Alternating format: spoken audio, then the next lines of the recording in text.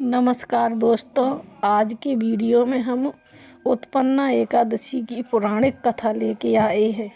उत्पन्ना एकादशी मार्गशीर्ष कृष्ण पक्ष नैमिषारण्य क्षेत्र में श्री सूत जी ब्राह्मणों से बोले, हे ब्राह्मणों, विद सहित इस एकादशी महत्व को भगवान श्री कृष्ण ने कहा था। भक्तजन ही इस व्रत की उत्पत्ति को प्रेम पूर्वक सुनते हैं और इस लोक में अनेकों सुखों को भोगकर अंत में विष्णु पद को प्राप्त करते हैं। श्री सूत जी बोले, हे ब्राह्मणों, सबसे पहले इस एकादशी महत्व को भगवान श्री कृष्ण ने पांडव श्रेष्ठ से कहा था, उसी के अनुसार मैं आपसे कहता हूँ। युधिष्ठिर ने पूछा, भगवान, इस एकादशी व्रत का महत्व क्या है? इस व्रत के करने से क्या पुण्य मिलता है और इसकी विधि क्या है, सो आप मुझसे कहिए। श्री कृष्ण भगवान ने कहा, कुंती नंदन, सबसे पहले हेमंत ऋतु के मार्गशीर्ष महीने में श्री कृष्ण पक्ष की एकादशी का व्रत करना चाहिए। दशमी की शाम को दातून करना चाहिए, परंतु भोजन नहीं करना चाहिए। एकादशी को सुबह संकल्प नियम के अनुसार कार्य करना चाहिए। दोपहर में संकल्प पूर्वक नदी, सरोवर, बावड़ी, कुआं आदि में से किसी एक में स्नान करना चाहिए। स्नान करने से पहले शरीर पर मिट्टी का चंदन लगाना चाहिए। व्रत करने वाले को स्नान के पश्चात पाखड़ी, दूसरे की बुराई करने वाला, पर स्त्री गमन करने वाला, दुराचारी, दूसरे के धन को चुराने वाला याद इन सब मनुष्यों से बात नहीं करनी चाहिए।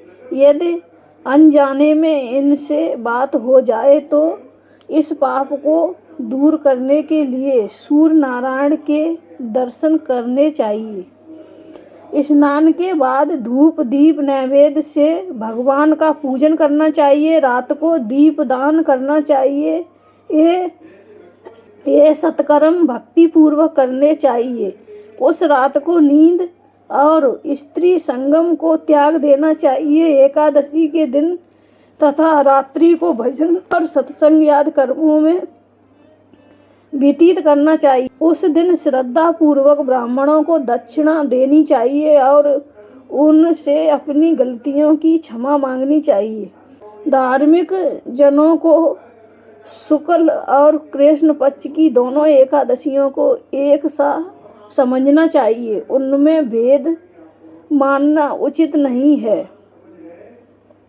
ऊपर लिखी विधि के अनुसार जो मनुष्य एकादशी का व्रत करते हैं वह एकादशी व्रत के पुण्य के 16वें भाग के बराबर भी नहीं है। संक्रांति में तथा चंद्र व सूर्य ग्रहण में दान देने से और कुरुक्षेत्र में स्नान करने से जो पुण्य प्राप्त होता है, वही पुण्य मनुष्य को एकादशी के व्रत करने में मिलता है। अश्वमेध यज्ञ करने से जो पुण्य प्राप्त होता है, उससे 100 गुना पुण्य एकादशी को उपवास करने से प्राप्त होता है। 1000 तपस्वियों को 60 वर्ष तक भोजन करने से जो फल प्राप्त होता है, वह फल इस एकादशी का व्रत करने से प्राप्त होता है। जो पुण्य वेद पाठी ब्राह्मण को 1000 गो दान करने से मिलता है, उसके 10 गुना अधिक पुण्य एकादशी का व्रत करने से मिलता है। इस श्रेष्ठ ब्राह्मणों को भोजन कराने से जो पुण्य मिलता है, वह एकादशी के पुण्य के 10वें भाग के बराबर होता है।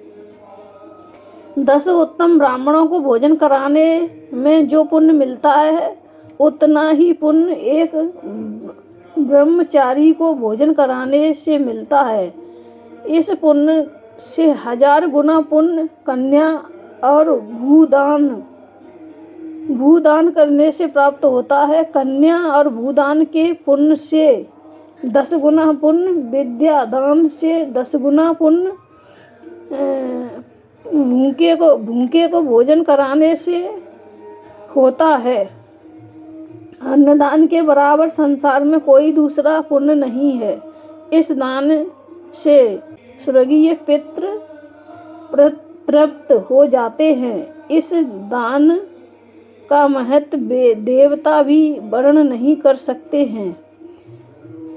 निर्जल व्रत करने का आधा फल एक बार भोजन करने के बराबर होता है। उपरोक्ता कोई सा एक व्रत जरूर करना चाहिए। एकादशी का व्रत करने पर ही यज्ञ दान तप याद मिलते हैं, अन्यथा नहीं। अत एकादशी का व्रत अवश्य करना ही चाहिए। इस व्रत में शंख से जल नहीं पीना चाहिए। मछली, सूअर तथा अन्य एकादशियों के व्रत में वर्जित हैं।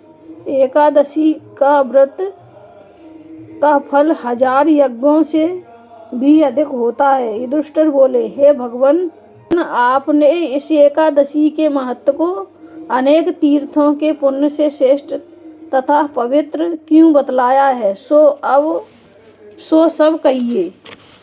भगवान श्री कृष्ण बोले, हे युधिष्ठिर, सतयुग में एक महाभयंकर सुर नामक दैत्य था। उस मुर दैत्य से सभी देवता अत्यंत भयभीत रहते थे।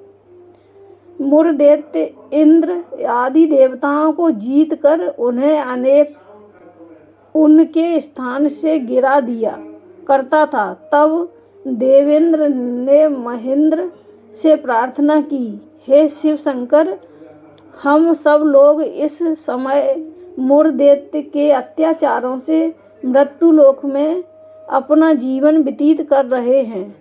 कृपा कर इस दुख से बचने का उपाय बतलाइए। महादेव जी बोले, हे देवेंद्र, आप श्री विष्णु भगवान के पास जाइए। इंद्र तथा अन्य देवता क्षीर सागर, जहाँ भगवान विष्णु से शैया पर शयन कर रहे थे, वहाँ गए। इंद्र ने उनकी इस प्रकार स्तुति की, हे देवेश्वर, आपको बारंबार प्रणाम है। हे दैत्यों के संहारक, हे मधुसूदन, आप हमारी रक्षा करें। हे जगन्नाथ, समस्त देव दैत्यों से भयभीत होकर आपकी शरण में आए हैं।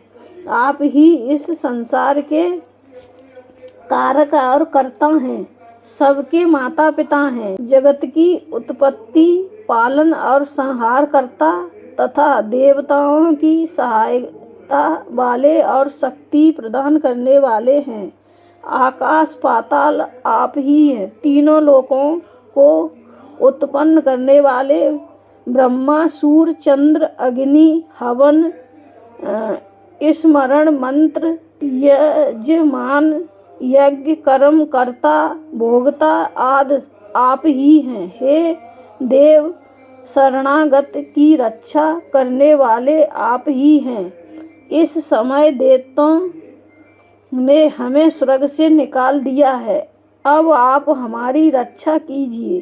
देवताओं की करुणा वाणी को सुनकर श्री विष्णु भगवान बोले, हे देवराज, वह कौन सा दैत्य है जिसने देवताओं को जीत लिया है?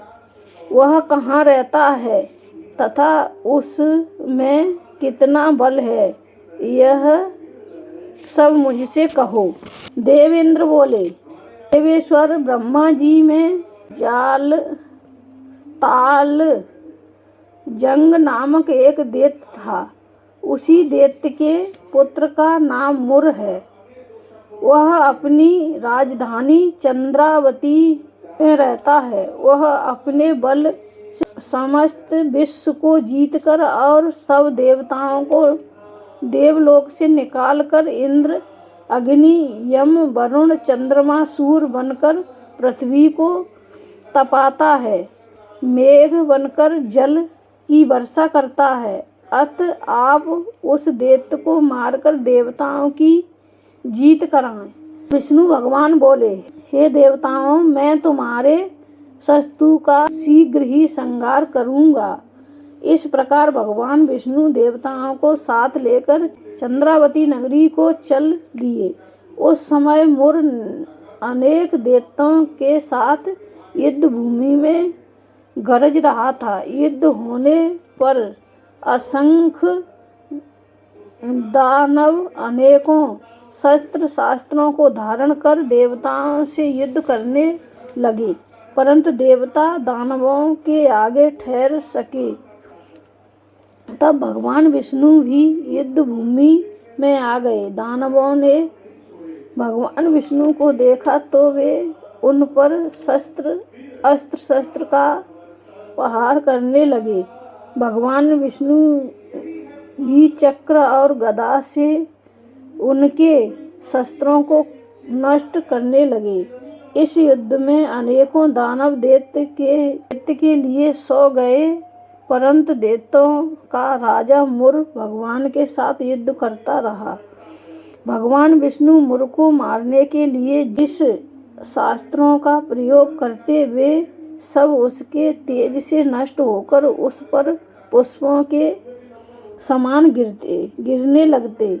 वह आपस में मल्ल युद्ध करने लगे, परंतु उस दैत्य को न जीत सके। अंत में भगवान विष्णु शांत होकर विश्राम करने की इच्छा से बद्रीनाथ आश्रम गए। वहाँ सिंहावती नाम की गुफा थी जो 12 योजन लंबी थी। उस गुफा में एक दरवाजा था। भगवान विष्णु उसी में सो गए।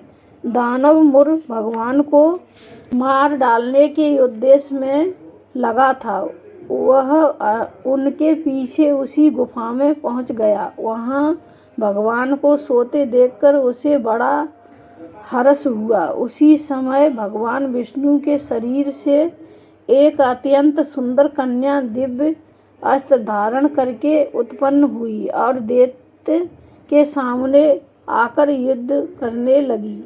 वह दैत्य इस कन्या से लगातार युद्ध करता रहा। कुछ समय बीतने पर इस कन्या ने क्रोध में आकर उस दैत्य के अस्त्र शस्त्रों के टुकड़े टुकड़े कर दिए और उसका रथ तोड़ दिया। तब वह दैत्य क्रोध में भरकर उससे मल्ल युद्ध करने लगा। उस कन्या ने दैत्य को धक्का देकर मूर्छित कर दिया। जब वह दैत्य मूर्छा से जागा तो उस कन्या ने उसका सर काटकर यमपुरी पहुंचा दिया। जब भगवान विष्णु की निंदा टूटी तो उस दैत्य को मरा देखकर अत्यंत आश्चर्य करने लगे और विचार करने लगे, इस दैत्य को किसने मारा है। तब कन्या भगवान से हाथ जोड़कर बोली कि हे भगवान, यह दैत्य आपको मारने को तैयार था, तब मैंने आपके शरीर से उत्पन्न होकर इसका वध किया है। भगवान बोले, कल्याणी, तुमने दैत्य को मारा है। अंत मैं तुम्हारे ऊपर अत्यधिक प्रसन्न हूँ। तुमने तीनों लोकों के देवताओं को सुखी किया है, इसलिए तुम अपनी इच्छा अनुसार वरदान मांगो। कन्या बोली, हे भगवान, मुझे यह वरदान दीजिए कि जो मेरा व्रत करे उसके समस्त पाप नष्ट हो और अंत में वह स्वर्ग को जाए। मेरे व्रत का आधा फल रात्रि को मिले और उससे आधा फल एक समय भोजन करने वाले को मिले। जो मनुष्य भक्ति पूर्वक मेरे व्रत को करें वह निश्चय ही आपके लोक को प्राप्त करें। कृपया मुझे ऐसा ही वरदान दीजिए। जो मनुष्य दिन तथा रात्रि को एक बार भोजन करें वह धन धान से भरपूर रहें। विष्णु भगवान बोले, हे कल्याणी, ऐसा ही होगा। मेरे और तुम्हारे भक्त एक ही होंगे और अंत में संसार समृद्धि को प्राप्त होकर मेरे लोक को प्राप्त करेंगे। हे कल्याणी एकादशी को पैदा होने से तुम्हारे नाम भी एकादशी हुआ। जो मनुष्य इस दिन का व्रत करेंगे उसके समस्त पाप नष्ट हो जाएंगे और अंत में मुक्ति को प्राप्त करेंगे। तुम मेरे लिए अब जीत 8, 9 और 14 से भी अधिक प्रिय हो। तुम्हारे व्रत का फल सब तीर्थों के फल से समान होगा। ऐसा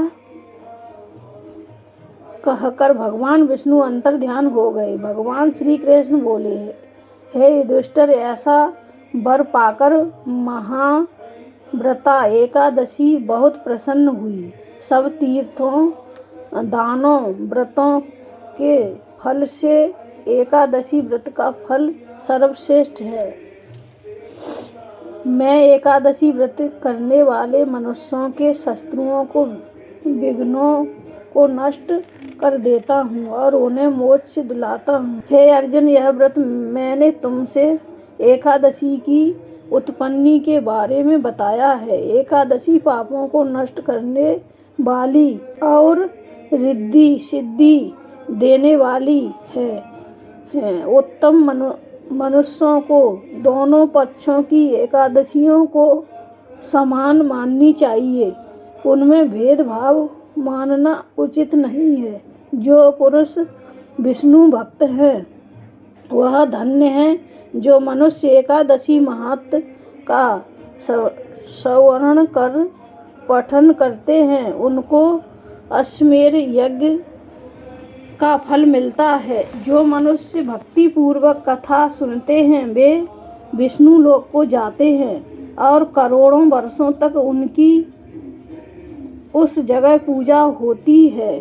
जो एकादशी महत्व के चौथाई भाग को सुनते हैं उनके ब्रह्म हत्या आदि के पाप नष्ट हो जाते हैं। विष्णु धर्म के समान संसार में कोई दूसरा धर्म नहीं। एकादशी व्रत के बराबर कोई दूसरा व्रत नहीं। कथासार, यह एकादशी भगवान विष्णु की साक्षात शक्ति है। जिस शक्ति ने उस राक्षस का वध किया उसके सामने पाप रूपी राक्षस भला कैसे ठहर सकते हैं। जिस शक्ति ने देवताओं को सुख दिया वह प्राणी मात्र को क्या नहीं दे सकती।